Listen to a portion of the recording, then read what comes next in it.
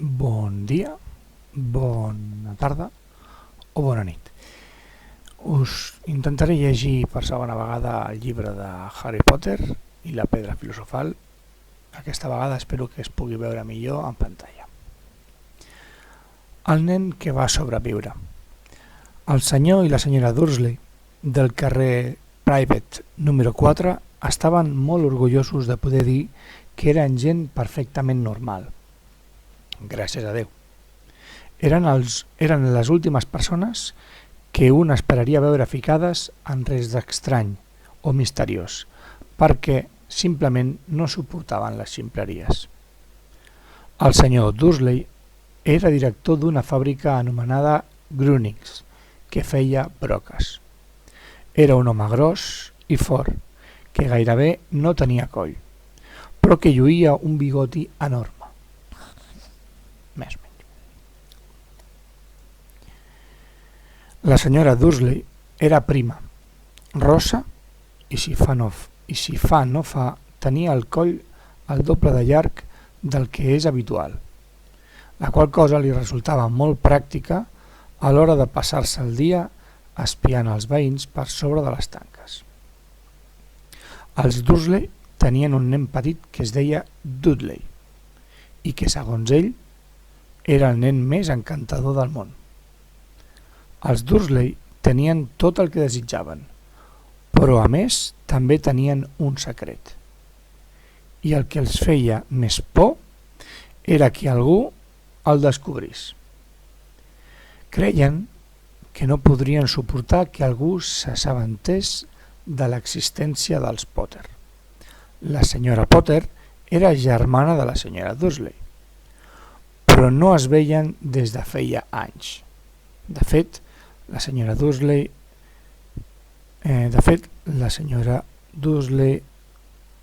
feia veure que no tenia germana, perquè la seva germana i l'inútil del seu marit no podien ser menys Dursley. Els Dursley tremolaven només a pensar què dirien els veïns si els Potter anessin un dia a casa seva.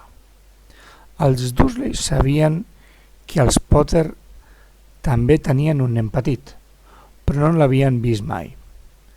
Aquest nen era una altra bona raó per mantenir-se allunyats dels Potter. No volien que el Dudley es fes amb un nen com aquell. Passaré pàgina.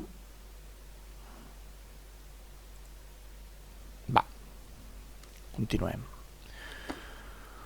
Quan el senyor i la senyora Dursley es van aixecar el dimarts gris i trist en què comença la nostra història, no hi havia res al cel ennuvolat. No hi havia res al cel ennuvolat que pogués fer pensar que molt aviat succeirien coses estranyes i misterioses per tot el país. El senyor Dursley cantorrejava mentre triava la corbata més avorrida de l'armari per anar a la feina. I la senyora Dursley no parava d'explicar xafarderies mentre lligava el Dudley a la trona. Ningú d'ells no es va fixar en el gran mussol que va passar aletejant tranquil·lament per la finestra. A 8:45 el senyor Dursley va agafar el maletí, va fer un petó ràpid a la senyora Dursley i va intentar fer un petó de comiat al Dudley, però sense sort, perquè el Dudley estava en ple atac de rebequeria i llançava els cereals a la paret. «Ets un dimoniet», va fer el senyor Dursley, amb un somriure als llavis mentre sortia de casa. Va pujar al cotxe i va fer marxa enrere per sortir del número 4 del carrer Private. No va ser fins que va arribar a la cantonada del carrer que va veure el primer senyal d'alguna cosa estranya. Un gat que llegia un mapa. Per un segon el senyor Dursley no va entendre el que havia vist. Llavors va girar el cap d'una revolada per mirar un altre cop. Hi havia un gat tigrat immòbil a la cantonada del carrer Private, però no s'hi veia cap mapa. En què devia estar pensant? Devia haver estat un efecte de la llum. El senyor Dursley va parpellejar i va mirar el gat. El gat també se'l va mirar. Mentre el senyor Dursley girava a la cantonada i pujava pel carrer, va continuar observant el gat pel retrovisor. En aquell moment, el gat llegia el cartell que deia «Carrer Private». No, el que feia era mirar el cartell. Els gats no llegeixen ni mapes ni cartells. Es va donar un copet al cap i va deixar de pensar en el gat. Mentre conduïa cap al centre, no va pensar en res més que en la gran comanda de broques que esperava rebre aquell dia. Però quan estava a punt d'arribar al centre, les broques li van fugir del cap per culpa d'una altra cosa. Atrapat en l'embús de cotxes de cada matí, va acabar per adonar-se que hi havia molta gent vestida d'una manera estranya. Portaven capa. El senyor Dursley no suportava les persones que portaven roba de pallasso. Quines disfresses que duen els joves. Va suposar que era alguna moda ridícula que acabava de sortir. Va picar el volant amb els dits i es va ficar en un grup d'individus estranys que hi havia per allà. Xerraven molt animats. El senyor Dursley es va enfurismar quan va veure que n'hi havia un parell que no eren gens joves. Com? Un home que era més gran que ell portava una capa de color verd maragda? Quin poca vergonya! Llavors se li va acudir que devia ser una manera com qualsevol altra de cridar l'atenció. Era evident que aquella gent estava recaptant diners per alguna cosa. Sí, era allò. Els cotxes es van començar a moure i pocs minuts després el senyor Dursley va arribar a l'aparcament de Grunnings i ja tornava a pensar en broques. Perdoneu, que no us he passat la pàgina. M'he animat amb la lectura.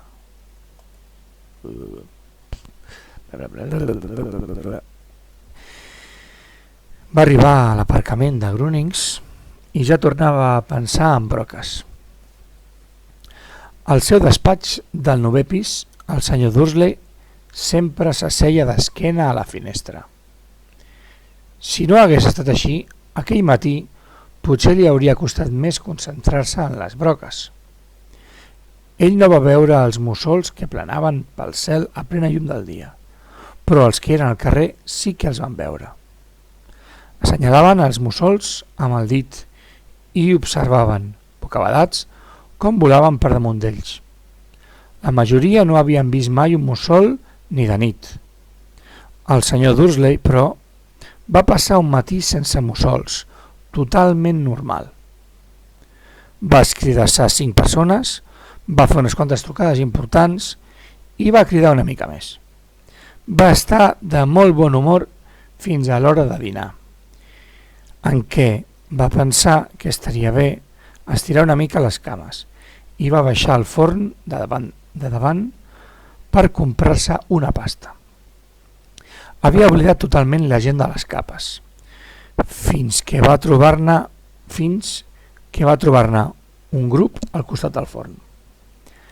Els va mirar irritat en passar pel seu costat.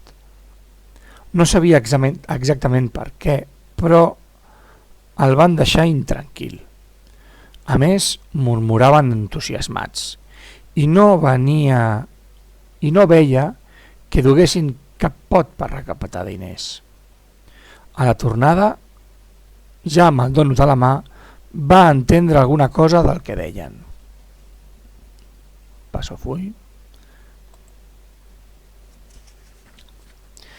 Els Potter, és veritat, jo he sentit a dir el mateix. Sí, el seu fill, el Harry. El senyor Dursley va quedar glaçat. Li va entrar la por al cos. Va girar-se cap als qui parlaven, com si els volgués dir alguna cosa, però s'hi va repensar. Va creuar el carrer de pressa, va entrar a correcuita a l'oficina, va ordenar de mala manera a la seva secretària que no el molestés, va agafar el telèfon i, quan ja gairebé havia marcat el número sencer, va canviar d'opinió. Va pensar i es va acariciar el bigoti pensarós. No, estava fent el ximple. Potter tampoc no era un cognom tan estrany. Estava convençut que hi havia molta gent que es deia Potter i que tenia fills que es deien Harry. Posat a pensar-hi, ni tan sols estava segur que el seu nebot es digués així. Mai no l'havia vist. Potser es deia Harvey o Harold. No tenia cap sentit amoïnar la senyora Dursley per això. Es trasbalsava molt quan algú esmentava la seva germana. No li retreia si ella hagués tingut una germana com aquella, però de totes maneres la gent de les capes a la tarda li va costar molt més concentrar-se en les broques. Quan va plegar a les 5 encara estava tan capficat que va ensopegar amb un home just a la sortida de l'edifici. «Disculpi», va rondinar quan l'home vell i escarransit va ensopegar, gairebé va caure a terra. Van passar uns segons abans que el senyor Dursley s'adonés que l'home duia una capa violada. No semblava molest perquè algú hagués estat a punt de tirar-lo a terra. Al contrari, va fer un gran somriure i va dir, amb una veu tan aguda que va cridar l'atenció dels vianants: «No pateixi, bon home, que avui res no em preocupa. Alegria! Per fi ha marxat l'innominable. Fins i tot un màgel com vostè hauria de celebrar un dia tan i tan meravellós». El vell va abraçar el senyor Dursley per la cintura i va marxar. El senyor Dursley va quedar com un estaquirot. Un perfecte desconegut l'havia abraçat. També va recordar que l'havia anomenat Magel. No sabia què volia dir, però fos el que fos, estava desconcertat. Se'n va anar de pressa cap al cotxe i va enfilar cap a casa, desitjant que tot fos producte de la seva imaginació, una cosa que mai no havia desitjat, perquè no creia en la imaginació. En aparcar el cotxe al garatge del número 4 del carrer Private, el primer que va veure i que encara el va fer posar de més mal humor va ser el gat tigrat del matí. En aquell moment estava estirat sobre la tanca de casa seva. Estava segur que era el mateix gat. Tenia les mateixes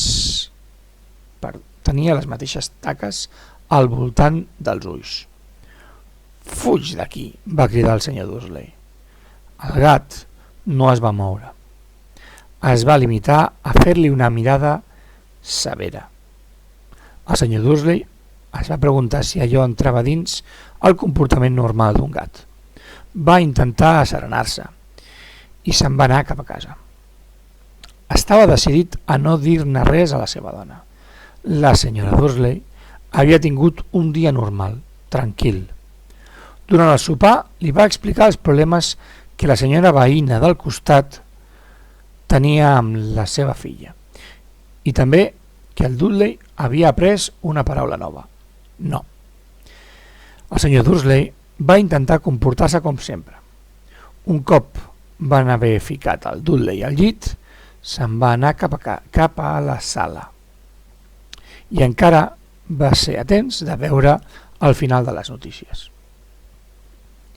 I ja per acabar, els amants dels ocells ens han informat que avui els mussols s'han comportat de manera anòmala. Malgrat que aquestes aus normalment surten de cacera a la nit i gairebé mai se les veu de dia, d'ençà que ha sortit el sol aquest matí se les ha vist volar per tot arreu. Els experts encara no han trobat una explicació plausible a aquest canvi d'hàbits dels mussols. El presentador es va permetre un gran somriure. Tot un misteri. I ara deixem pas a Jim McGuffin, amb el temps. Què? Tindrem més pluja de mussols aquesta nit, Jim?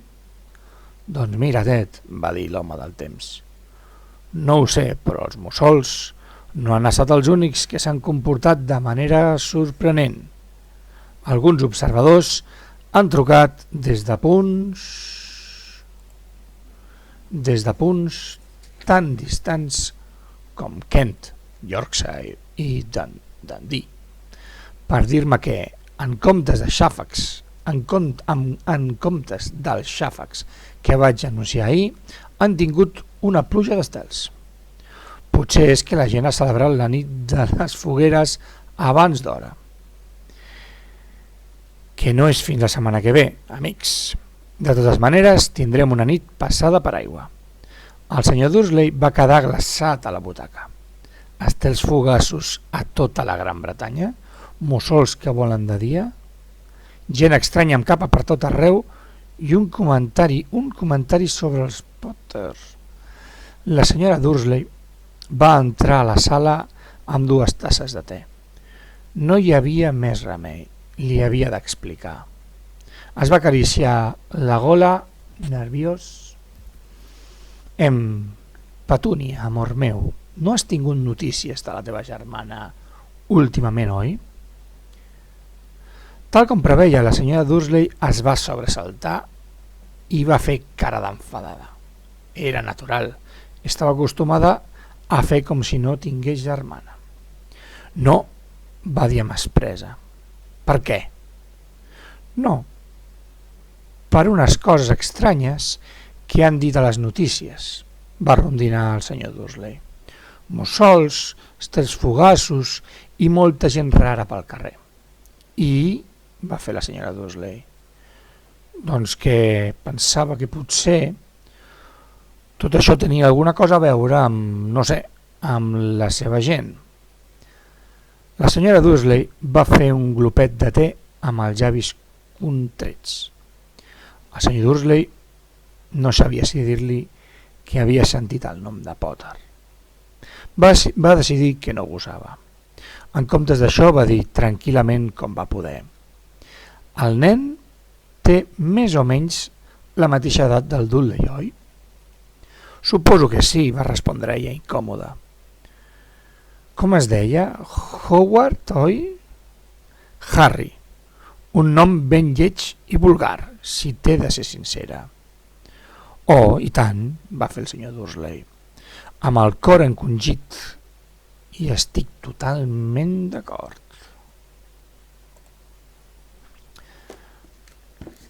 Van pujar a l'habitació i no va dir res més sobre el tema. Mentre la senyora Dursley era al bany, el senyor Dursley es va apropar a la finestra de la cambra i va fer un cop d'ull al jardí. El gat continuava allà. Mirava cap al carrer Private, com si esperés algú. Eren imaginacions seves? Podia ser que allò tingués alguna cosa a veure amb els Potter? Si era així, si arribava a saber que estaven emparentats amb un parell de bé, creia que no ho podria suportar. Els Dursley se'n van anar a dormir. La senyora Dursley es va adormir ràpidament, però al senyor Dursley li va costar més. No parava de donar voltes a tot plegat.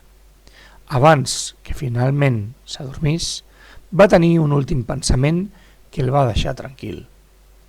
Fins i tot, en cas que els Potter hi estiguessin involucrats, no tenien cap motiu per apropar-se a ell i a la senyora Dursley. Els Potter sabien de sobres el que ell i la Petúnia pensaven de la gent com ells.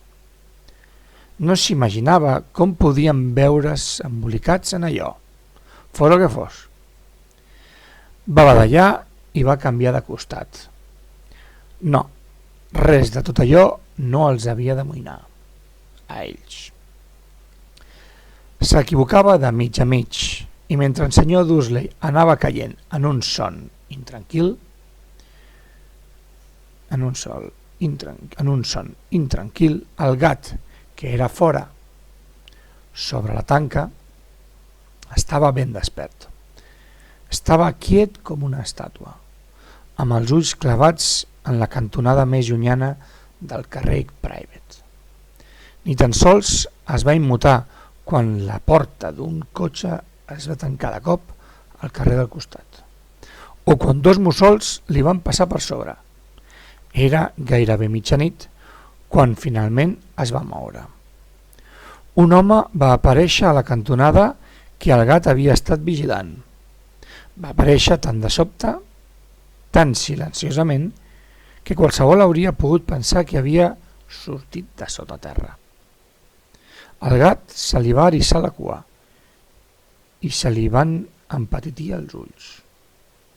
Al carrer Private no s'havia vist mai ningú semblant. Era alt, prim, molt vell. Si s'havia de jutjar pel color argentat dels cabells i la barba, que eren tan llargs com se'ls hauria pogut ficar als pantalons.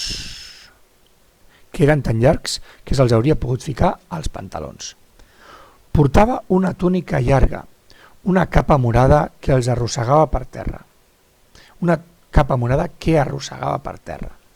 i unes botes de taló alt amb sivelles. Els ulls lluminosos i brillants li guspirejaven rere les ulleres de mitja lluna i tenia un nas allargat i tort, com si li haguessin trencat almenys 2 vegades. Es deia Albus Dumbledore. L'Albus Dumbledore no s'adonava que acabava d'arribar a un carrer on tot ell, des del nom fins a les botes, era mal rebut. Estava ocupat furgant dins la capa, buscant alguna cosa. Però sí que s'havia adonat que algú l'observava, perquè de sobte va aixecar la vista cap al gat, que el mirava fixament des de l'altra punta del carrer. Per alguna raó ho va trobar graciós. Va riure per sota del nas i va dir, en veu baixa: «M'ho hauria degut imaginar». Havia trobat allò que buscava a la butxaca interior de la capa. Semblava un encenedor platejat. El va obrir, el va aixecar i va fer un gest com per encendre'l. El fanal més proper es va apagar fent un suau pop. Va tornar a fer clic i un altre fanal va quedar a les fosques. 12 vegades va fer clic amb l'apagador, fins que en tot el carrer no va quedar sinó 2 puntets minúsculs en la distància, els ulls del gat que l'observava. Si algú hagués mirat per la finestra en aquell moment, ni que hagués estat la senyora Dursley, que era llarga de vista, no hauria estat capaç de veure res del que passava al carrer. El Dumbledore va guardar l'apagador dins la capa i va començar a caminar carrer avall cap al número 4. Quan hi va arribar, es va seure al mur, al costat del gat. No el va mirar. Al cap d'uns instants li va parlar. «Quina sorpresa veure-us aquí, senyora McGonagall». Es va girar per somriure al gat tigrat, però ja no hi era. En comptes del gat, va somriure a una dona d'aspecte bastant sever, que duia unes ulleres quadrades, amb la mateixa forma de les taques que el gat tenia al voltant dels ulls. També ella portava una capa de color maragda. Duia els cabells negres recollits amb un monyo. Semblava confosa. «Com heu sabut que era jo?», va preguntar. «Estimada professora, no havia vist mai un gat tan encarcarat. Vos també estaríeu encarcarat si haguéssiu passat tot el dia esperant sobre un mur de maó», va dir la professora McGonagall. «Tot el dia? Doncs podríeu estar divertint-vos. Dec haver passat una desena de festes venint cap aquí. La professora McGonagall va esbufegar, enfadada. Sí, és clar, tothom ho està celebrant, va dir neguitosa. Aniria bé que fossin una mica més discrets, però no, fins i tot els Muggles s'han adonat que passava alguna cosa. Ho han dit als seus noticiaris. Va girar el cap enrere, assenyalant la finestra de la sala d'estar dels Dursley. Ho he sentit. Esbarts de mussols, estels fugassos, vaja, que no són del tot imbècils. Per força havien de notar alguna cosa. Deixar caure estels fugassos a Kent. M'ho jugaria tot a que això és cosa d'en Daedalus Diggle. Mai no ha tingut gaire enteniment. No els podeu retreure res, va dir en Dumbledore amablement. Durant 11 anys hem tingut ben poca cosa per celebrar. Ja ho sé, va dir la professora McGonagall, irritada. Però això no justifica que perdem el cap. La gent és molt imprudent de sortir al carrer a la llum del dia, sense ni tan sols vestir-se amb roba de Muggle, i escampar rumors. Llavors el va mirar de cua d'ull amb una mirada punyent, com si esperés que ell li digués alguna cosa, però, com que no ho va fer, va continuar. També estaria bé que el mateix dia que sembla que finalment l'Innominable ha desaparegut, els Muggles ens descobrissin a tots. Perquè suposo que se n'ha anat de debò, oi, professor Dumbledore? Sembla que sí, va respondre Dumbledore. I ja en podem estar contents. Us ve de gust un pica-pica de llimona? Un què?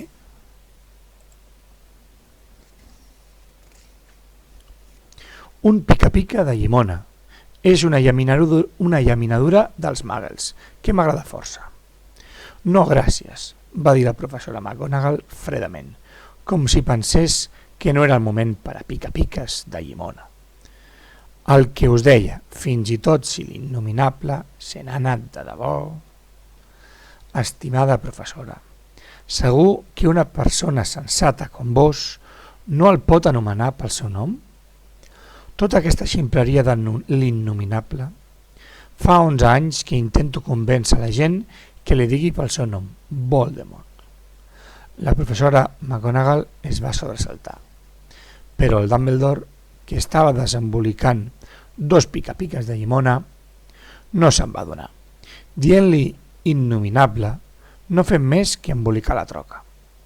Sempre he pensat que no hi havia cap motiu per tenir por de pronunciar el nom de Voldemort. Ja ho sé, va dir la professora McGonagall, mig exasperada, mig admirada. Però el vostre cas és diferent. Tothom sap que sou l'únic de qui Voldemort tenia por. M'afalagueu, va dir Dumbledore. Seré. Voldemort tenia poders que jo no tindré mai. Només perquè sou massa noble per utilitzar-los. Sort que és fosc. Mai no m'havia posat tan vermell d'ençà que Madame Pomfrey em va dir que li agradaven les meves orelleres noves. La professora McGonagall li va fer una mirada incisiva i va dir: els mussols no són res comparats amb els rumors que volen per tot arreu. Sabeu què diu la gent? Per què ha desaparegut? Què ha aconseguit aturar-lo finalment?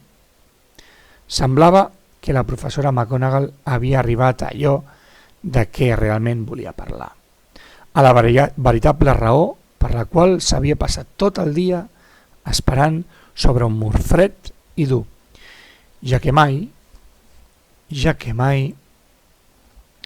ni com a gat ni com a dona, no havia mirat Dumbledore d'una manera tan penetrant com ho feia en aquell moment.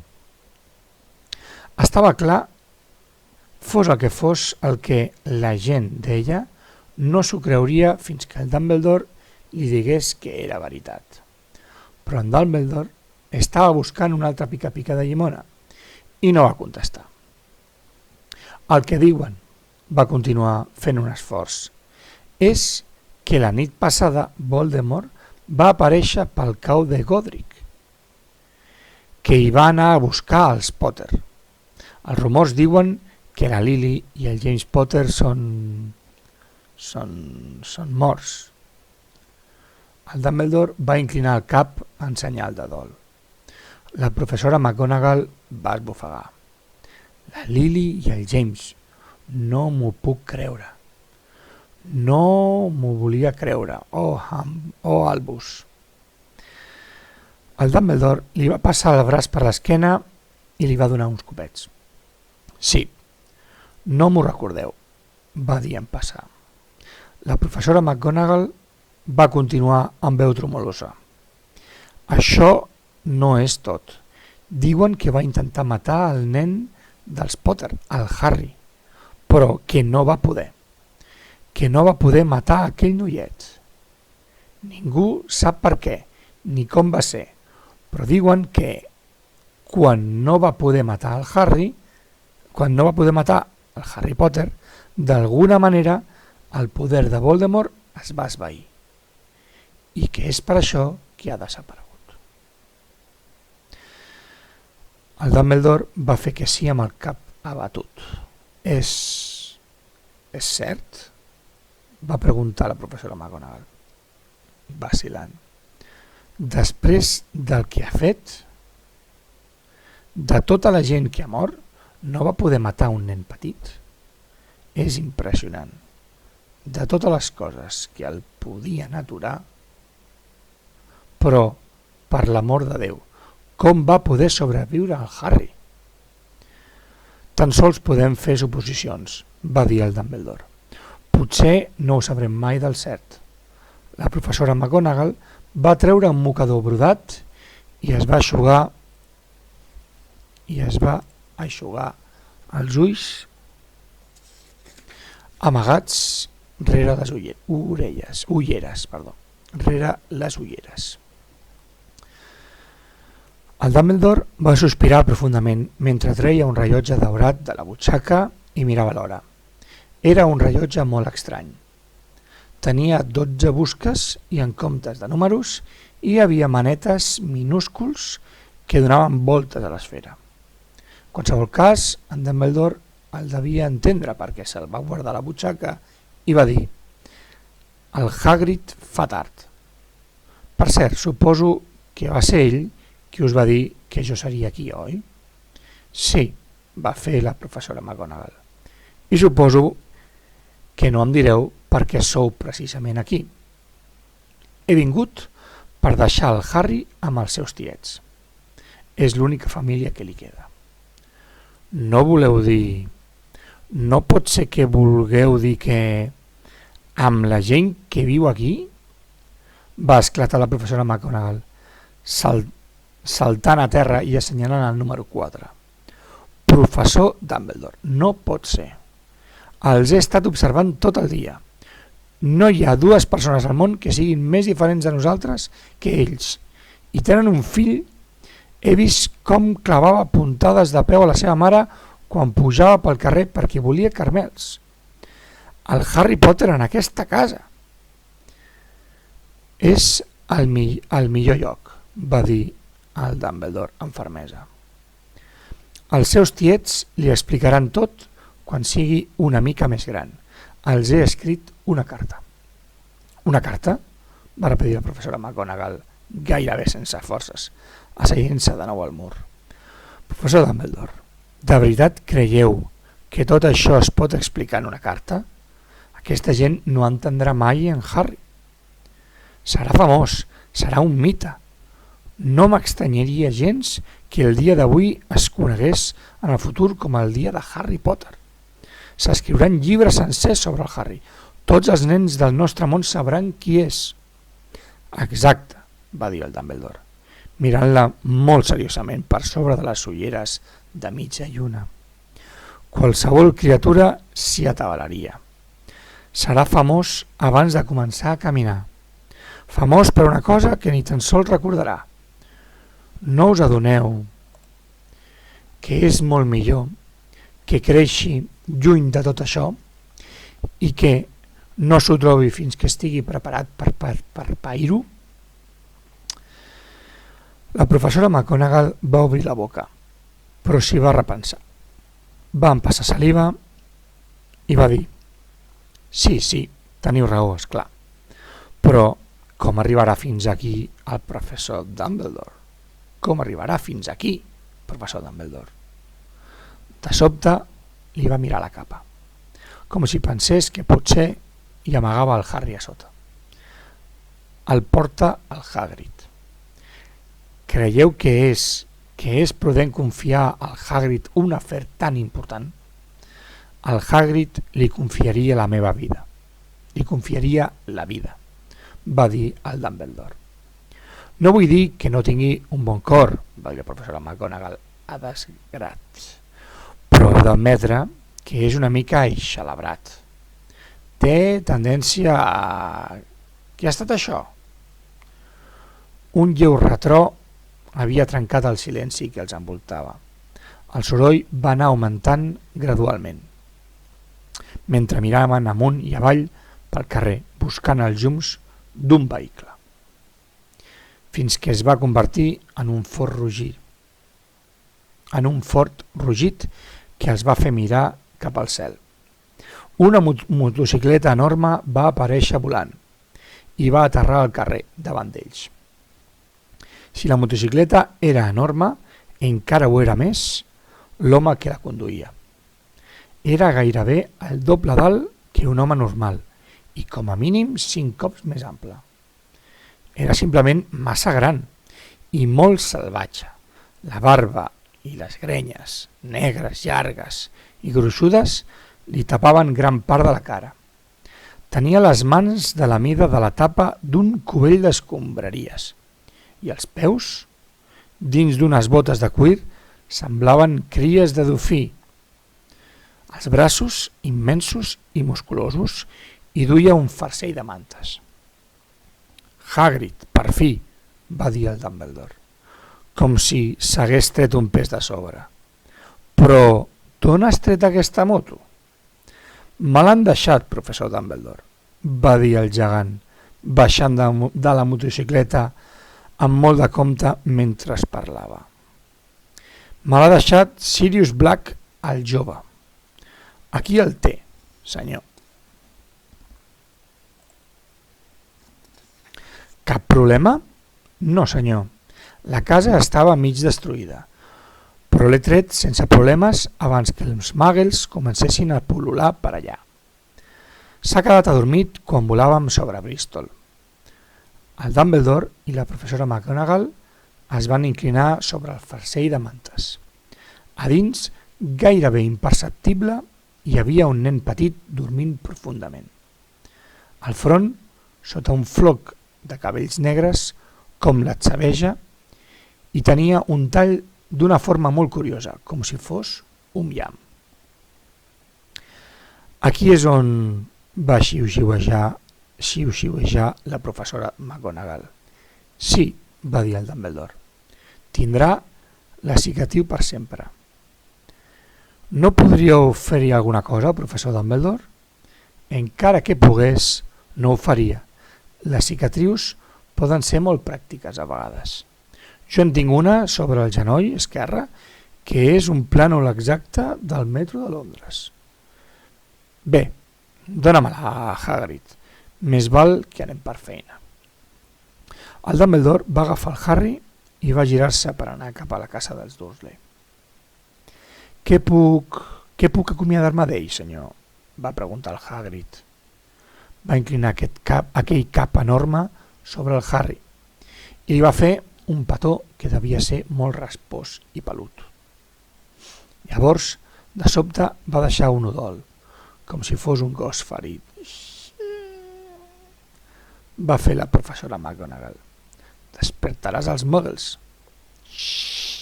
Va fer la professora McGonagall. Despertaràs els muggles. Ho sento, va dir fent un sanglot. I va treure un mocador brut, molt gran, per tapar-se la cara. Però és que no puc. La Lily i el James morts. I el pobre Harry. tan petit, que ha d'anar a viure amb els muggles. Sí, és molt trist, però t'has de controlar, Hagrid, o ens enxamparan. Va xiuejar la professora McGonagall, donant-li uns copets al braç amb cautela, mentre el Dumbledore saltava el mur baix del jardí i anava cap a l'entrada de la casa. Va deixar el Harry al llindar amb molta cura i es va treure una carta de la capa i la va posar entre les mantes. Llavors va tornar amb els altres. Durant un minut sencer, tots tres es van quedar immòbils, mirant el farcell. El Hagrid va arronsar les espatlles. La professora McGonagall va parpellejar furiosament i la llum brillant que normalment sortia dels ulls del Dumbledore es va apagar. Bé, va dir el Dumbledore al final, això és tot. No hi tenim res més a fer, aquí. És millor que marxem i que anem a celebrar-ho. Sí, va dir el Hagrid amb veu baixa. He de tornar-li la moto al Sirius. Bona nit, professora McGonagall. Professor Dumbledore, senyor. Es va eixugar els ulls plorosos amb la màniga de la jaqueta. Va pujar a la motocicleta i la va engegar. Es va enlairar amb un bram i va desaparèixer en la nit. Fins aviat, suposo, professora McGonagall, va dir el Dumbledore, fent un gest amb el cap. Però, per tota resposta, la professora es va mocar. El Dumbledore es va girar i es va posar a caminar carrer avall. Quan va arribar a la cantonada, es va aturar i va treure l'apagador. Va fer clic un cop i les 12 boles de llum van tornar ràpidament als fanals, de manera que de sobte el carrer Private va quedar il·luminat d'un color ataronjat. Va veure un gat tigrat que se n'anava per la cantonada de l'altre final del carrer. Apenas veia el farcellet de mantes al llindar del número 4. Bona sort, Harry, va murmurar. Va fer mitja volta sobre els talons i va desaparèixer amb un moviment de capa. Un cop de vent va agitar les fulles dels arbustos que delimitaven els jardins del carrer Private, molt ben arreglats i silenciosos sota el cel de tinta negra. Era l'últim lloc on un s'espera que passin coses increïbles. El Harry Potter es va moure dins el farcell, però no es va despertar. Amb una de les manetes sostenia la carta, i així va dormir, sense saber que era especial, sense saber que era famós, sense saber que al cap d'unes hores el despertaria el crit de la senyora Dursley.